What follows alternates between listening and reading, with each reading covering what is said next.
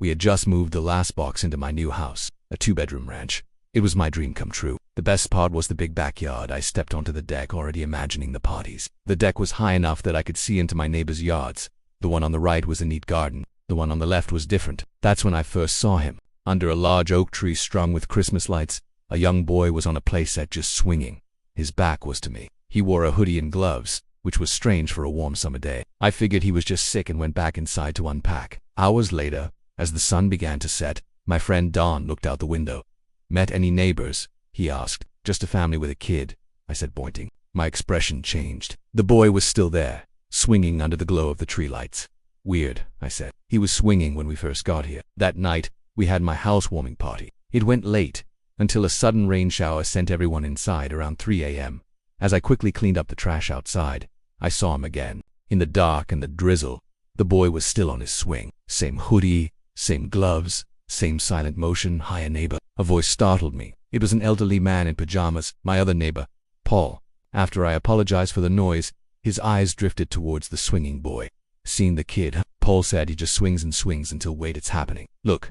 I turned. The boy had stopped swinging. He stood up, then began to shake violently before collapsing to his knees, clawing at the ground and making horrible gurgling sounds. I started to run to help, but stopped. His mother, a frail, exhausted-looking woman, ran out of their house. She held a small, orange pharmacy bottle. She knelt and poured several white pills into her hand. The boy grabbed her arm and shoved his face into her palm, inhaling the pills.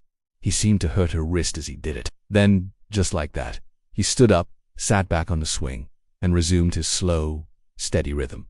Paul and I were speechless. "I've seen him have fits before," Paul finally whispered, "but never that bad." The next day I found a small package in my mailbox. The mailman had made a mistake. It was addressed to the Langers next door. I opened it and found an orange pill bottle, just like the one I'd seen last night. I sighed, not wanting to deal with it, and left it on my couch. The pills could wait. I fell asleep and woke that night to flashing red and blue lights outside. An ambulance was in the Langers' driveway. I went out and saw paramedics wheeling a gurney from the house. On it was Mrs. Langer, covered in blood. A policeman told the gathering crowd it was a coyote attack, but no one believed him. "The boy is missing," the officer added. "He must have run off." Scared, guilt hit me. I had to get them out of my house. I decided to just leave them in their mailbox. I grabbed the package and glanced out my back window. The crime scene below the oak tree was lit by the Christmas lights, and there, amongst the blood and torn clothing, lay the boy's hoodie and gloves. My heart sank. He was dead.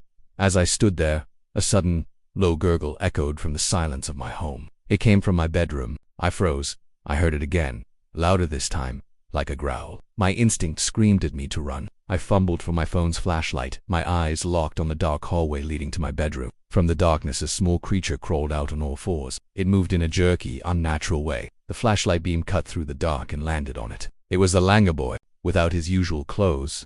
I saw his true form. His skin was like old, scarred leather. He slowly looked up at me, and his eyes were the worst part.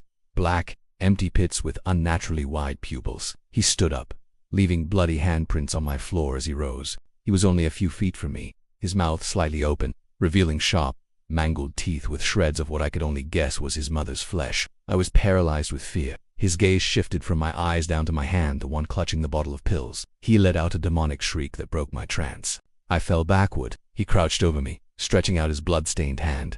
I knew what he wanted.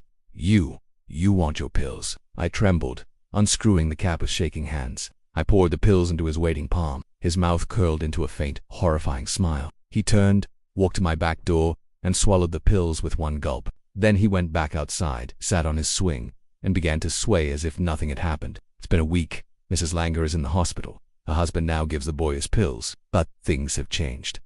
Now, the boy swings facing my house. Whenever I look, his haunting eyes are on me, and he's always smiling that horrid smile. The last I saw, his father came out to give him a dose. It was his last bottle. That was 3 nights ago. I'm looking out the window now, and the swing is empty.